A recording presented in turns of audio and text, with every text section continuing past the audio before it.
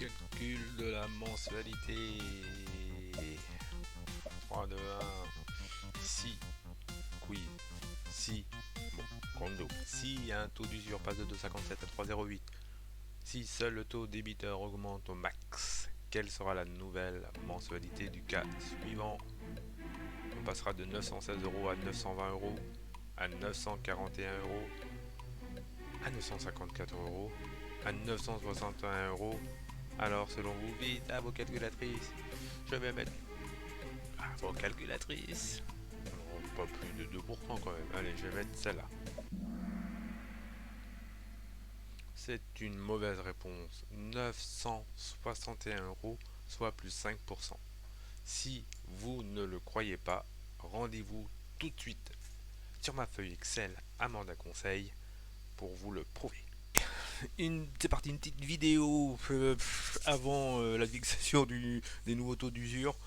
Semaine prochaine, là on est avant-dernière semaine de septembre, donc semaine prochaine, bim, nouveau taux d'usure pour les crédits immobiliers. Alors là vous voyez mon écran, j'utilise un fichier Excel. Celui-ci c'est pour déterminer quel taux débiteur, quel taux de départ peut faire la banque en fonction d'un taux d'usure pour un crédit immobilier. Ça pourrait être pour un crédit à la consommation, mais là on va le faire pour le crédit immobilier. Euh, je l'ai fait à droite. Si vous regardez à droite, là j'ai un petit peu à droite. Je lui ai dit en fonction de la durée que tu mets, eh bien donne-moi les taux d'usure maximum au troisième trimestre 2022 et on va se faire une projection là sur le quatrième trimestre 2022 et l'idée est de voir d'un côté quelle est l'influence sur la mensualité, si on peut avoir des taux d'usure plus hauts, donc peut-être une meilleure rémunération des frais IOBSP, pourquoi pas, ou une augmentation du taux débiteur, du taux de départ de la banque, qui elle, eh bien, elle augmente en fonction du risque qu'elle pense prendre, et puis en fonction du coût de l'argent, de à combien elle a acheté l'argent pour le prêter ensuite. Parce que quand tu as près de 100 euros, tout vient pas de l'argent qu'elle a sur les comptes, qui viennent des clients, avec les dépôts et autres, elle emprunte aussi de l'argent. Alors, eh ben on va se faire ça. Comme ça peut durer un petit peu, je commence avec vous, et puis peut-être que je vais accélérer la vidéo pour aller à l'essentiel après, qui est le résultat. Voilà, je garderai la version longue pour ceux qui me la demanderont et qui veulent faire le truc. C'est parti. Donc là on a du... Je vais lui dire... calculer le taux débiteur, ok ça marche. Là si je mets sur 240 mois, sur 240 mois, eh bien on est toujours à 2,57. 2,57 sur 240 mois, ah oui c'est ça. Et si je mets 239 mois, normalement il me met 2,60. Ouais, là, ok, c'est bon. Donc, et là, je vais lui dire, vous voyez en bas à droite, je reçois les nouveaux taux interbancaires pour les prix sur les marchés. Certainement l'Oribor, un mois à un an, qui permet de fixer aussi des taux révisables. Bon, c'est pas l'idée. Là, je vais mettre ça en plus gros. Là, je vais mettre ça au milieu. Et je vais lui. Oui, ok. Et je vais lui dire, eh bien, si là, c'est du quatrième trimestre, une projection, et bien là, il faudra me donner euh, le taux d'usure que j'ai eu, dont je vais mettre l'hypothèse, Ok, parce que il n'a pas encore été fixé. Donc, je vais créer une macro. Je vais créer une macro que je vais appeler taux débiteur avec taux usure projeté. Voilà. Alors là, je pourrais mettre là dans la description, mais j'ai tout mis dans le titre, dans le nom de la macro. Donc, déterminer l'incidence sur le taux débiteur et ou sur les honoraires IOBSP BSP de l'évolution du taux d'usure, des taux d'usure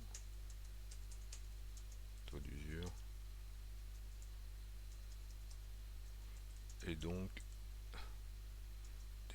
TMG. Ok, ça marche. Donc l'enregistrement est parti. Je vais lui dire d'aller là en B10. En B10. Donc si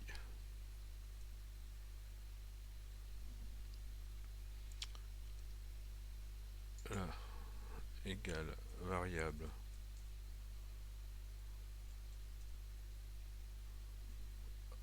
alors tu vas me chercher le taux d'usure que j'ai mis là. Ok, si c'est pas le cas,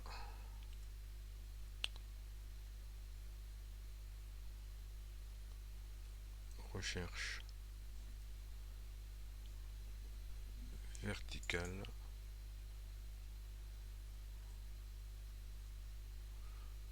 de la durée là dans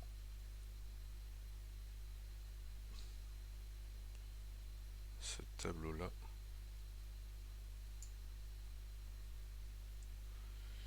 et la colonne là, numéro de l'index, ça va être recherche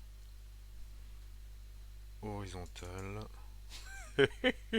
De quoi de ça là, du 4T 2022 ou 3T 2022, donc de la cellule E1, point virgule là, point virgule 2, je ferme et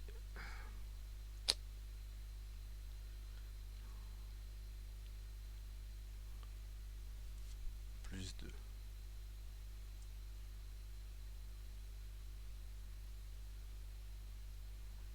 Plus 2, je regarde si c'est bien ça. Recherche. Tatatat. Et là, recherche. Ok. Là je ferme.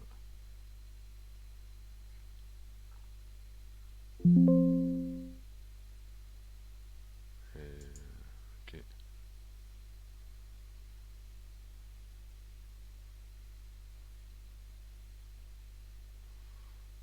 Ça marche. Après, je lui dis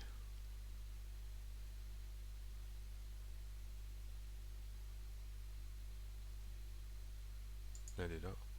Donner analyse scénario, valeur cible, c'est 10. Donc là, égale 0.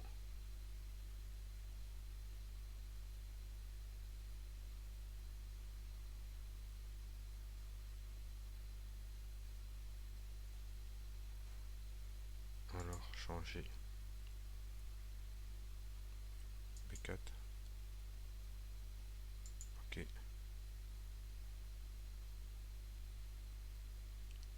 Ok. Et je lui dis encore analyse, là, analyse scénario, oui, valeur cible. Donc ça égale 0. Donc changer ça à côté.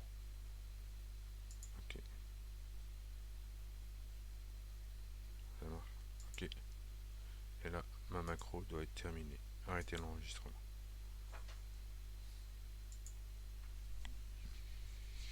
Wow, on y est peut-être.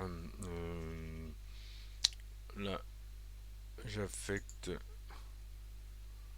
ma macro. J'ai regardé, il y a plusieurs macros. Celle que je viens de projeter, je vais mettre celle-là. Je vais pas couper l'autre, je vais mettre celle-là. Ok. Là, je vais mettre fixe 3,46. Je calcule.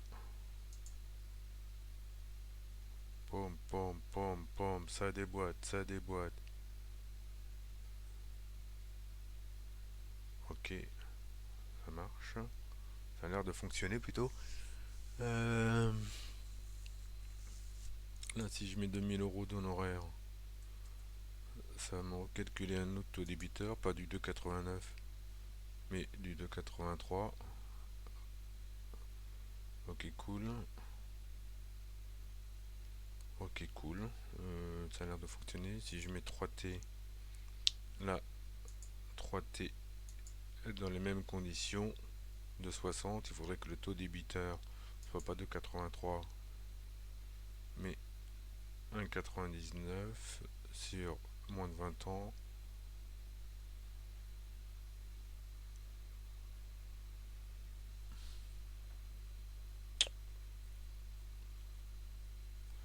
Frais de garantie 2500. Assurance 0,32.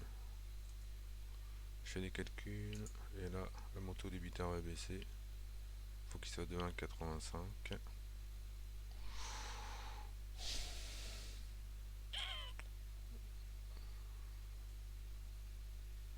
Des choses qui me paraissent bizarres quand même.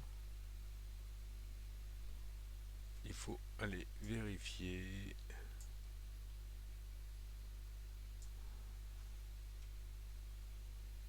Là, sur Top Courtier.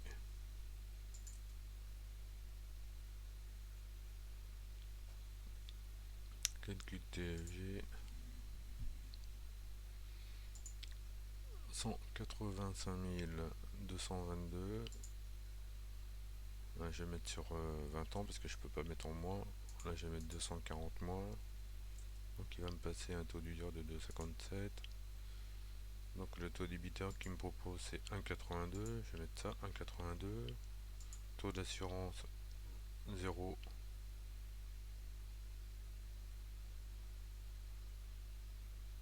0,17. Pourquoi 0,17? Si B, c'est... Ah, ok, d'accord. Là, je vais mettre variable. Donc là, il met 0,42.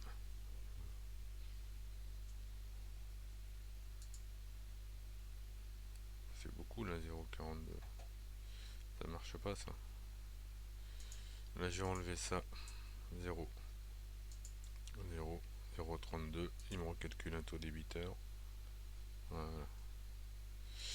Là, je vais mettre 1,44 plutôt, donc. 0,32. 2500, 2000, 2500, 2500, 2000, 2500. Il calcule le TEG et il me dit le TEG est à 1,86 et 2,45. Nickel. Là, je dis si on est au 4T 2022, donc on peut monter 4T 2022. Donc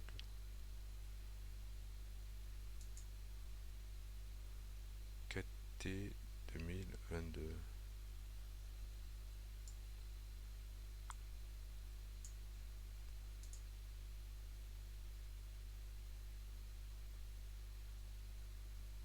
Ah, là, il ne change pas ça. Si type d'assurance. Ah, c'est pas le type d'assurance. C'est pas le type d'assurance, c'est tout nul ça. Qu'est-ce que j'ai fait?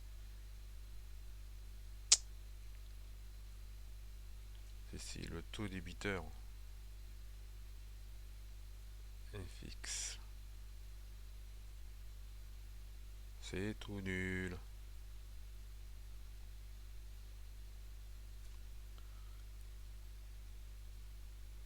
Je retourne dans ma macro. Taux débiteur, modifier.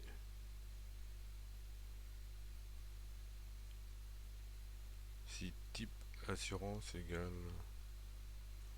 Ok. Voilà, c'est pas type d'assurance.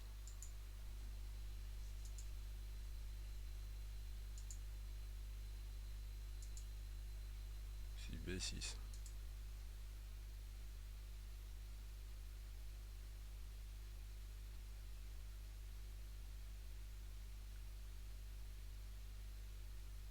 Je vais mettre si type taux. AUX.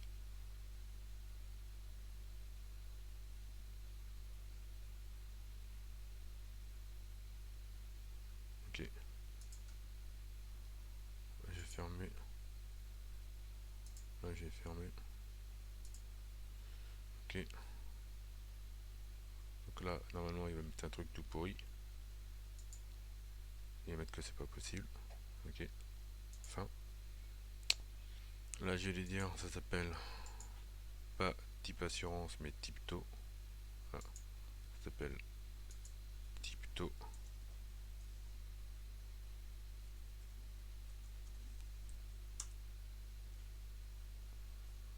Et donc là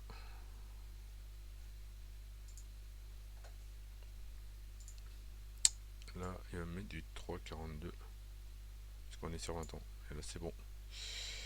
Donc je lui demandais le calcul des le taux débiteur. Le taux débiteur est possible à 2,39. Ça me fait du 3,42 pour le TAEG. Je vais vérifier sur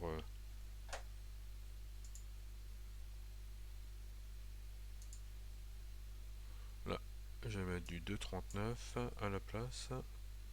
Rien ne change par ailleurs. On était à une mensualité de 888 939, assurance incluse. Et donc là, on va passer un TAEG de 3,41,4. Donc c'est bon. Donc samedi, là, je vais mettre un chiffre après la virgule. Un autre chiffre après la virgule. Non, 3,41,4. Non, non, là, 3,41,8. Ok. 2,84,8. 2,84,8. Et là, ça met 2,85. Hein. L'approximation vient de. Moi, j'ai gardé un certain nombre de chiffres après les virgules ou inversement. Ok. Quoi qu'il en soit, c'est bon.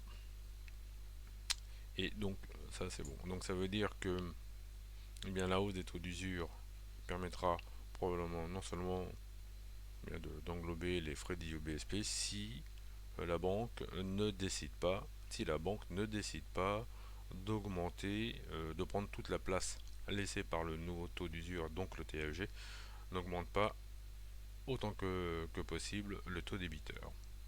Voilà. Ok. Bon, ben on va faire revenir nos copains, voilà, pour leur démontrer. Bon, il est bien revenu. Merci d'être revenu. Voilà, hein, on a fait court, mais désormais, c'est bon. Regardez, on fait une projection. Là, on est en 3T, 3T 2022. 3T 2022 sur 240 mois, on ne peut pas dépasser 2,57 de taux d'usure, donc, donc de TAEG. Eh bien, on va calculer le taux débiteur. Le taux débiteur possible avec les conditions mises, il faudrait que pour une assurance à 0,32 pour pouvoir passer 2500 euros de frais de dossier, c'est un peu beaucoup, hein. On va mettre allez, 700 euros de frais de dossier. Il y a 185 000, on va mettre 1800 euros d'honoraires d'honoraires courtier. On va mettre 1800 euros ou 2000 euros de frais de garantie. Ça voudrait dire que le taux débiteur ne doit pas dépasser 1,71. Bon, alors sur 20 ans, c'est très compliqué. Là, on peut l'obtenir actuellement en taux révisable, peut-être au Crédit Agricole, à l'heure où je fais ça. L'idée, c'est juste de voir est-ce que déjà c'est bon. Là, je vais sur un site top courtier. Je peux aller sur un autre site, hein, mais je vais aller sur celui-ci. 20 ans, je vais mettre 1,71 de taux de départ. En frais de dossier, on a dit qu'on mettait 700, 1800 de frais de courtage, 1800 euros, je crois, non, 2000 euros de frais de garantie. Et l'idée, c'est de trouver un TAEG à 2,57, si je ne m'abuse. Et là, vous voyez, là, je trouve bien 2,57 de TAEG. En imaginant que la semaine prochaine, la Banque de France augmente substantiellement le taux d'usure, on va dire qu'elle a pris la moyenne des TAEG du mois de septembre et non pas des 3 derniers mois. Donc le mois de septembre, l'offre éditée, ça voudrait dire que accord sur le taux en août peut-être. Ouais, c'est ça, en août, juillet non, mais en août, donc on va dire que ça augmente pas de 33%, parce que sinon on va confondre avec la moyenne des taux plus 33%, mais je vais dire que par rapport au dernier taux d'usure ou au taux d'usure actuel, ça va augmenter de 20%, c'est déjà pas mal, hein. Donc là, on serait sur 20 ans à du 3,08. Ça voudrait dire que 3,08, si je prends ma calculatrice là, ça veut dire 3,08 divisé 3,08 divisé par 1,33. Ça voudrait dire que la moyenne des TAEG a été de 2,30 pour les prêts à taux fixe de plus de 20 ans sur le troisième trimestre. De 30, de 31. Bon, ok, on va voir. Donc là, ça voudrait dire que pour la projection, là on est à 911 euros, vous voyez, sur un TAEG maximum de 2,57, on est à 911 euros pour l'emprunteur. 1800 euros, ça rémunère déjà bien l'intermédiaire. Et sur la banque, elle se sert du 1,71. Donc là, eh bien, si on augmente substantiellement. Ah oui, mais il faut que je mette 4T là. Oui. Quatrième trimestre. Donc elle va me dire du 3,08 possible. Eh bien, la banque pourra augmenter son taux débiteur à 2,22. Voyez. Et on était à 911 tout à l'heure de, euh, de mensualité pour l'emprunteur. Si la banque va attaquer 2,22, ce qui paraît pas déconnant, si je prends là ce fichier là, Banque de France, et à l'heure où j'écris ça, eh bien le Tech 10, là, cette ligne là, au 22 septembre est à 2,36. Donc un taux de départ à 2,22, on est un peu en dessous du Tech 10, donc il faut voir ce que la banque en fait de cette référence. Donc elle pourrait aller au taquet en disant, eh bien moi je prends des risques. Mais 956 moins 911 moins 911, ça fait 45 euros d'augmentation divisé par 911, et bien ça nous fait une progression de quasiment 5%, 4,93%. Et bien voilà, bienvenue dans la participation à l'inflation avec le crédit immobilier. Hein, tout augmente dans les hypermarchés, partout. Et bien là, il n'y a pas de raison. Euh, ou, ou, voilà. Voilà. Mais si on se dit qu'on va se coller toujours au taux d'usure, euh, toujours se coller au taux d'usure, si l'intermédiaire ne prend que 1000 euros, la banque pourrait dire, eh bien moi, je vais augmenter mon taux débiteur à 2,27.